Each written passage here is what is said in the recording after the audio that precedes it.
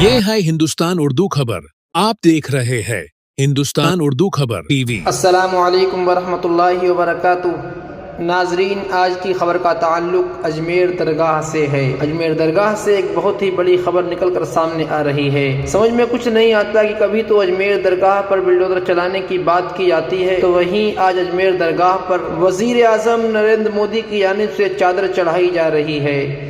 जयपुर मरकजी वजीर किरण रिजिजू आज सुबह वजीर आज़म नरेंद्र मोदी की जानिब से अजमेर शरीफ में हज़रत ख्वाजा मोइनुद्दीन हसन चिश्ती की दरगाह पर चादर चढ़ाने के लिए गए।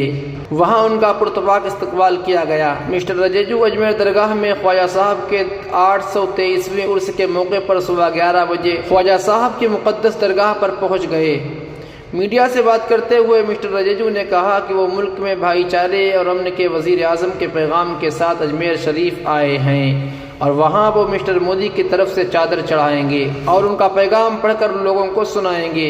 उन्होंने कहा कि अजमेर दरगाह पर तमाम मज़ाहिब और तबक़ात के लोग आते हैं और आज वो मुल्क के वजीर आज़म नरेंद्र मोदी की तरफ से चादर लेकर आए हैं और इस बार उन्हें ये मौका मैसर हुआ है। इसके बाद वो अजमेर शरीफ से चले गए। उनके साथ बीजेपी अक़लियती मोर्चा के कौमी सदर जमाल सिद्दीकी भी मौजूद थे। नाजरीन, ये थी आज की बहुत ही अहम खबर। दौरे हाजिर की तमाम ताज़ा तरीन खबरों को सुनने के लिए जुड़े रहिए हिंदुस्तान उर्दू खबर के साथ। शुक्रिया, जज़ाकुमुल्लाह। अस्सलामु अलैकुम वरहमतुल्लाह।